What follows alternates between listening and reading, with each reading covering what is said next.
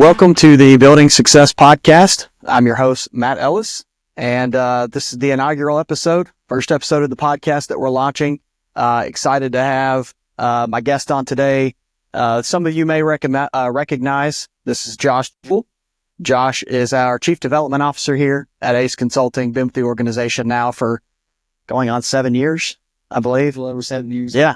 Yeah. Been quite a while. So excited to have him on for the first episode. Let him talk a little bit about his journey, where he's been successful in leadership, and hopefully give some pointers and some tips that everyone can use out there as you're listening to the podcast episode. So with that being said, Josh, welcome. Glad to have you on. Absolutely. Thanks for inviting me to come on to the inaugural episode. The first one to hopefully have many. So looking to get right into it with an icebreaker question. And the icebreaker question that I have is, are you a process or a result leader? So as the great Nick Saban says, process is always key. I think I'm a little bit of both of those. Obviously, the process is important for lots of different reasons, but ultimately, the result is what matters. And a lot of people say, hey, the process, you do the process, you end up getting the result that you want. And I definitely agree with that. I think just by nature, my competitiveness makes me a results oriented person. So I'm always looking for, hey, what's that result? And then I'm kind of backtracking on what's the process that we're going to go through to go around. And that's changed a lot over time, and which we'll talk about. We'll get into that. But yeah, back when I was a little younger, I was definitely a results person. But now I definitely see the importance of the process as well.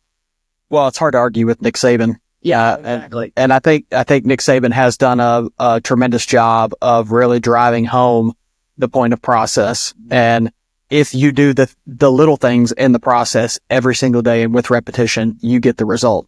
And I, like you, am probably a little more hyper-focused on the result. And I think that has a lot to do with society. We just want to see an instant gratification and see that result. But I also see that there is a lot of importance in taking care of steps A through Z to get that ultimate result. So understandable. But anyway, I would like, if you don't mind, for you to share, as I kind of, when I introduced you, talked about, you've been here going on 7 years now. Share a little bit about your journey that got you here to ACE, for those listeners that may not, have known about that or know much about you. Sure. So the owner of ACE Consulting, Scott Arias, was my professor in college. I knew ACE. I'd heard of ACE. I had no idea what ACE did or anything like that. Scott's more of a close to the vest kind of guy when it came to that stuff. I just knew he drove really nice cars. So I went to Eastern Kentucky University, got a degree in construction management. And then, funny enough, Scott actually pushed me to go work for a company, Garney Construction, a great company. I think they were the largest water and wastewater construction company in the nation at the time. Still are, I believe. Probably, yeah. I know there were one or two. And so that pushed me to move to Nashville. So I got married right out of college. My wife and I moved to Nashville.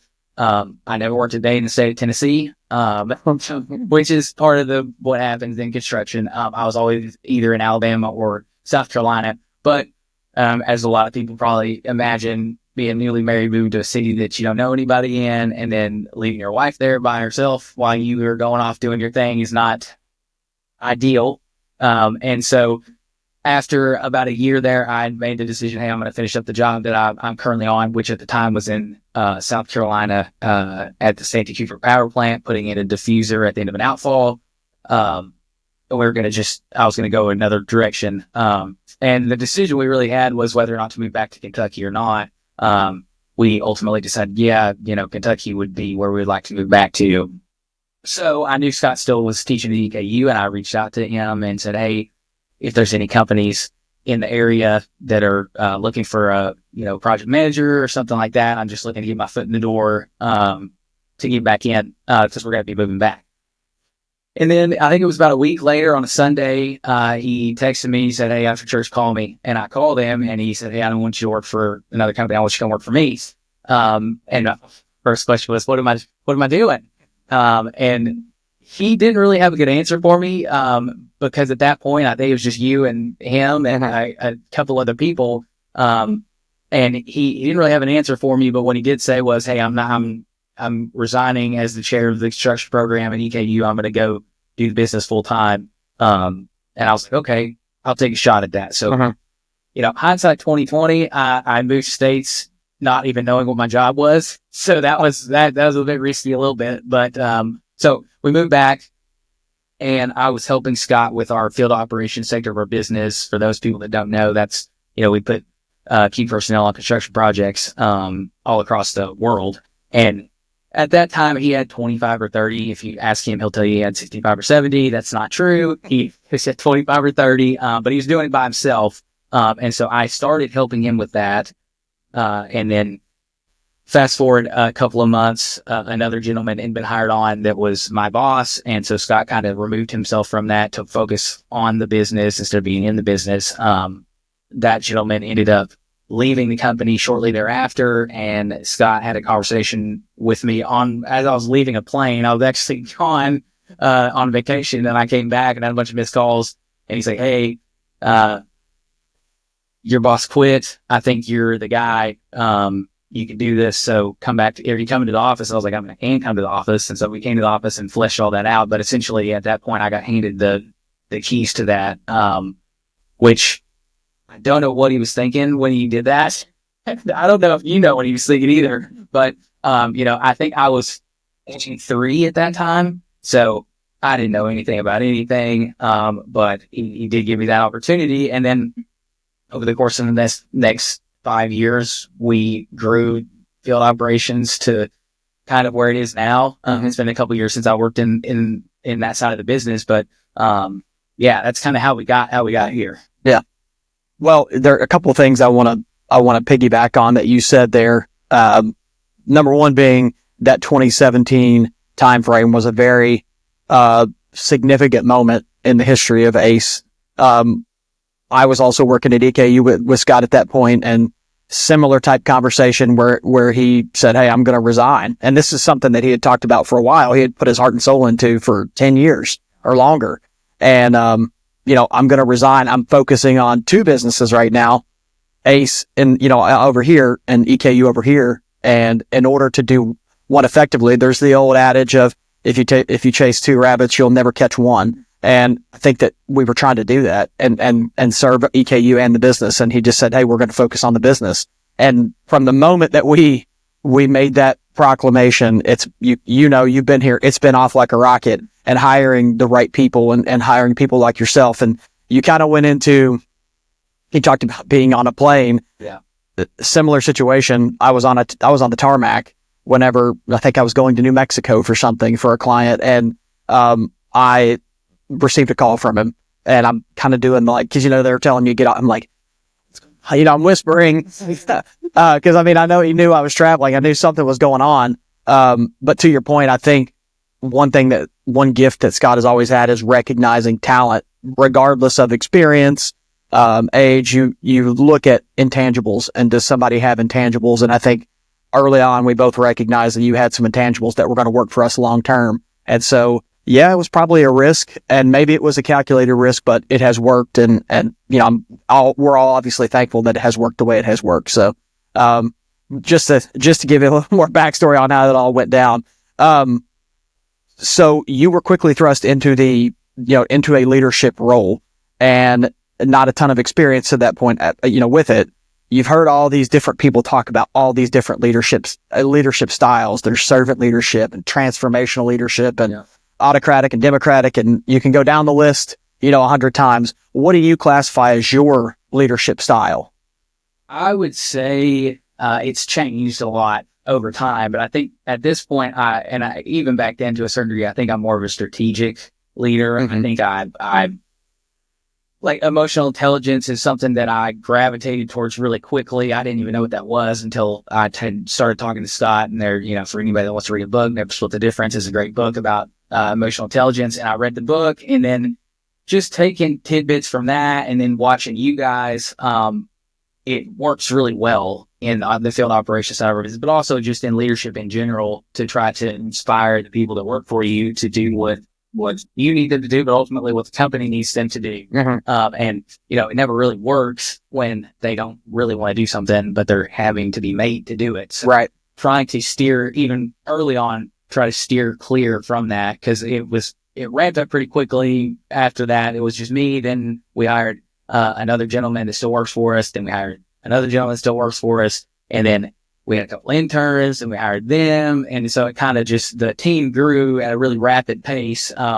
So there was young and old people involved in that. They were older than me and younger than me. So, it was a hodgepodge of different things going on. And over time I had to kind of determine, to your point, hey, what am I going to be? What kind of leader am I going to be? And I think strategic is the best way I could put it, for the way I look at it, is because I always try to not look one step ahead when there's a decision being made. I always try to look 3 steps ahead. That's always been my rule of thumb, is, hey, if I'm going to make this decision, what the ultimate outcome is the first step, but then what happens 2 steps, 3 steps after that can ultimately affect everything else that's going on within the business or within our team. So that's kind of what I've lived by since then. Okay. So going back onto the type of leadership, and you talked about being a strategic person, through thinking strategically. There's a pretty intense debate going on, now amongst all the leadership book authors and speakers and TED Talks and all that around strategy versus culture. And there's a quote, strategy eats culture or culture eats strategy for breakfast. Sorry, I was about to get that backwards. So asking you, culture or strategy? I'm just a culture person by nature, just from my background. Even when I was a kid with sports and things like that, the team atmosphere always seems to be, or at least for me, it was always the type of culture that I thrived in. So that's what I always tried to instill in whatever team I was leading or whatever group of people that I was leading. I think there has to be a good balance of both, though, because you can't just have culture but not have strategy, because then you don't know what direction you're actually going. But I think the reason why people say culture eats strategy breakfast is because ultimately the business is only as successful as the people that are in it.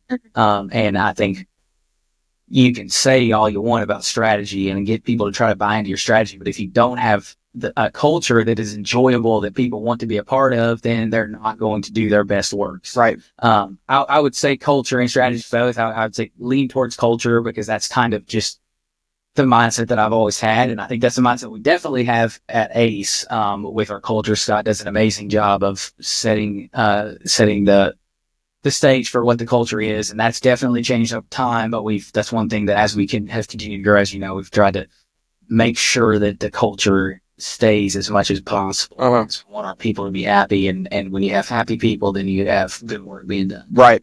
I was watching a little video on LinkedIn the other day, and a gentleman was interviewing a variety of different business owners, and he was kind of going in on the culture versus strategy debate. And one of the business owners had brought up to him, everybody says you got to focus on your customers, customer satisfaction, number one priority. He says, my number one priority is my people and making my culture right and making my people right. Because if you do that, the customer satisfaction piece is a no-brainer. It comes without even having to do it. They're going to be happier. They're going to enjoy coming to work. They're going to take care of your customers. And I thought that was interesting to think about, because I think for so many years we've had the mantra of customer service over anything. Yeah. Taking care of the people who take care of your customers. Because a lot of times in our role, even nowadays, we're not as customer facing anymore. Mm-hmm. We have others that are more customer facing, and you have to put a lot of trust in that they're doing it the way that you would want to do it and the way that you have built it up. So I thought that was really interesting, to hear and think about and ponder on. We have talked before, and we get Preston and our leadership group that we're in to have a BHAG, a big, hairy, audacious goal. So curious what your BHAG is. Pretty well. We were joking about this off camera that I was going to say $1 billion. No, I think right now where we're at in the business, I think that would be $250 million in revenue for the company. I think that is a pretty big, hairy, audacious goal. That's a lot of money. That's a complete change in the landscape of where our company has gone. Right. Coming from 2017-18, we did $6 million that year. I mean, that is a huge change from where we're at even now. But if you say 250, I mean, that's $250 million. That's a completely different level. And I think that would be awesome. I think that's where we're going. That's where we're headed. We have a lot of things that have to happen in order for us to get there. But yeah, I would say something to that effect. Okay. Would be pretty awesome. So you mentioned, your age. I'm curious on what you see as a roadblock. I wonder if it is your age or your experience. If you see a roadblock to your personal development and your growth as a leader. Yeah, it would be experience for sure. Okay. Just not having those experiences with leading people, with having people actually work for you specifically. When I came over from Guardian, I was a project engineer / project manager. I mean, I worked for people, and not having anybody underneath me, and my responsibility being what they do on a daily basis. So I think that definitely is the biggest roadblock, for that reason, but also just because of the industry saying we're in the construction industry. That industry inherently is pretty old as far as the management level people, based on the ground people are concerned. So not having experience navigating those waters when you're dealing with somebody that's a lot older than you, that may have a different opinion than you. And I had to change over time because obviously when I was younger, I was full of piss and vinegar, and I was like, you know what, this is what we're doing. I don't really care. And changing that using emotional intelligence to understand where they're coming from, make sure they felt like they were being heard and that their thought process was actually being thought about, and then ultimately doing what I said we wanted to do, but making sure that they were on board with it at that point. So, yeah, those experiences definitely hurt me originally, but through the failures of not having that experience and having, the whole what not to do side of it has helped me now. Right. And I feel like even growing over the last 7 years, I think the amount of experience I've gained from doing what I did previously in my other role has definitely helped. Yeah. If there's one thing we know, it's that the construction industry is slow to change. Yeah. They're not just beating the door down like other industries, to change and to instill change. And that hand will be forced in the future, in the near future, especially with technology and AI and where things are going from that perspective.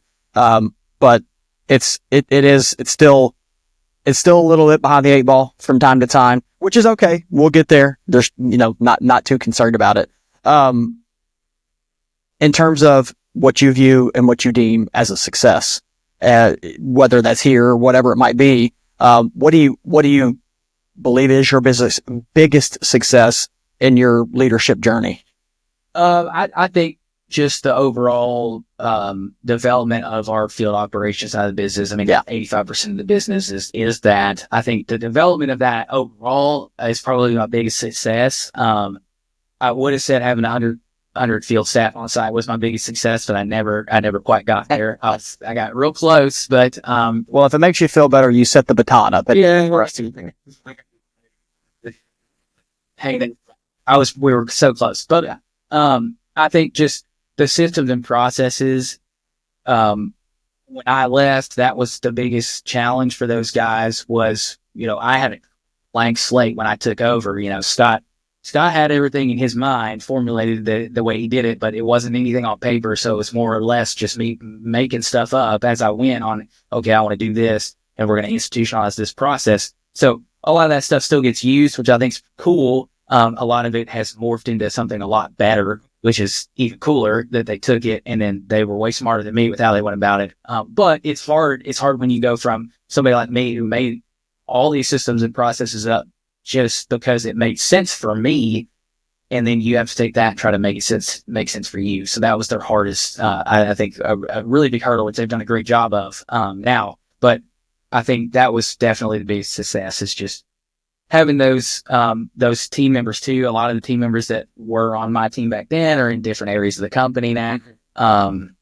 A lot of them are now, a couple of them are in charge of the leadership roles, are in charge of the sector now. So, that's been pretty cool to see all of that stuff come about. You got a little coaching tree that you're working up right now. So that's good. No, I think that you make a good point. A lot of what you did there in field was kind of building a cornerstone or laying a cornerstone and allowing others to inject some fresh ideas and improve. We can't be, so locked in our own little box that we think that there's no way that we can improve. We should always be improving for sure. But that was an important avenue for field, and definitely laid down the groundwork for future success for that. And what we're doing now will continue to evolve into better processes, better systems, and hopefully better results for our clients as well. So yeah, the stuff they're doing now is like the way that they've got everything set up. I think it's so cool. It's like I'll just come down here and just kind of listen to what they're doing. Yeah, and the way they're tracking analytics and stuff like that now is stuff that I didn't have time for, but nor did I think about at that point because it was just on to the next thing. But now they've got a system set up where they can do that, which is so important for how we go about doing what we do right now. Yeah. Where do you want to go from here? So right now, you've been here 7 years. For those of you all that don't know, we have a plan in place to sell the company to the employees in a few years, and Scott will begin to make his exit out of the company. Right now, you're the chief development officer. Where do you want to go in 5 years? Where do you want to go in 10 years, 15 years? Yeah. So, I mean, when Scott leaves, hopefully, when you transition to Scott's role as CEO, hopefully I would be able to assume your role as the president and COO. That would be first step. But then ultimately, after you ride off into the sunset, become the CEO base. That's the ultimate goal. Yeah. And that wasn't something that I would have probably said would have been a goal if you would have asked me 5 years ago. I didn't even know what a CEO did probably at that point. So I think now that's the ultimate goal. Just seeing how we've grown and the vision of the company, how we've got that 10-year plan, and how everything is stacking up and lining up. I think that would be amazing. But at the end of the day, also, I realize too that there's a lot of different things that has to occur for that to happen. And maybe at that point, I'm not the guy for that. Maybe I'm the guy that needs to stay in another role. And if that's the case, then, whatever's best for the company. But slaying wise, that would be the ultimate goal. Yeah. Okay. So one of the unique things that I want to try and do on this podcast, as we, continue to have more guests on, I want to share in leadership quotes and try to give something, if nothing else, we want to give a takeaway, a good leadership quote to take away for someone, or something that can make someone go, that's interesting. So curious if you have a favorite leadership quote that you like. It can be from, it can be fictional person, non-fiction, whatever. Hollywood writers are pretty good at these too. So yeah. No, and if you've ever been around me, there's a couple of shows that I love. This one is from Suits. It's not really a leadership quote, but I'm going to give it to you anyway. It's just, a winner is a loser who tried one more time. That's the great Harvey Specter. I like that. I love that because winning means a lot to me for a lot of different reasons. Uh-huh. It's even the way I grew up. I mean, winning is a lot. It's not everything, but it is something. Yeah. And so even if it's something small, I'm a very, very competitive person. So that quote specifically rings true because, there's a lot of times in business here that we failed, but that doesn't mean we're not going to win the next one. So right. A winner's a loser who tries one more time made sense to me because I was like, yeah, I'm a loser a lot, but I'm going to ultimately be a winner if I keep going the way I'm going right now. So that's my portfolio. Definitely going to keep trying. Yes, sir. We're going to keep trying until we get disposition on something or we win at something. That's what I can appreciate a lot about our leadership team. One other question I want to ask, just maybe more on the personal side, what is your vice? What do you like to do? We're in Kentucky, so a lot of people like horses, a lot of people like bourbon, a lot of people like tennis shoes. It could be any of that. What's your vice, or what do you like to do? I really like working out. That's to do that. Right now I'm really into the self-maintenance stuff right now, which me and you've talked about. I really love cold plunging right now. I really like saunas. Once I get on something, I have to like go to the fullest extent of it before I decide like, okay, I want to keep this in my life right now. So I'm really on that right now. Anything sports related. I love golf, when I can. Right now, I've got some youngins running around, so it's not ideal. Makes it difficult to get on the golf course. Yeah. Yes. But, that, and then also just building stuff. I mean, I can't not be building something. A lot of it at my house, stuff, decks, things like that. So that's kind of what I would say my guilty pleasure is. Okay. So keeping with that same theme, trying to constantly be reading any kind of a leadership book or a self-help book, something to get better. An interesting quote that I got out of current one that I'm reading right now is Unbeatable Mind. It's by Mark Divine. He's a former SEAL, has a lot of different SEAL fit training. It's a very interesting book, a lot of really good leadership nuggets in there, but then also a lot about how when you better yourself, you are naturally going to better yourself as a leader, father, husband, Christ follower, or whatever it might be. And so he had a quote that any plan is better than no plan. And the whole premise being that starting something and having a plan to do something, and even if it's incremental, it kind of goes along with the theme of Atomic Habits, which, a lot of the New York Times bestseller type book, but getting out, and even if you can only work out for 10 minutes, or even if you only dedicate yourself to being able to read something for, 5 minutes, whatever it might be, building that and putting that plan and getting small incremental wins that ultimately lead to a bigger win of a goal or whatever it might be. So, wanted to share that as well. That's all the questions I got, man. Appreciate you coming on. Love having you at the organization. Obviously, anybody that knows me or knows us knows how you and I are, and, our relationship. We work together pretty closely. But yeah, man, thanks for coming on for the inaugural episode of Building Success. Yeah, absolutely. Subscribe. Make sure you subscribe. Yeah, like and subscribe.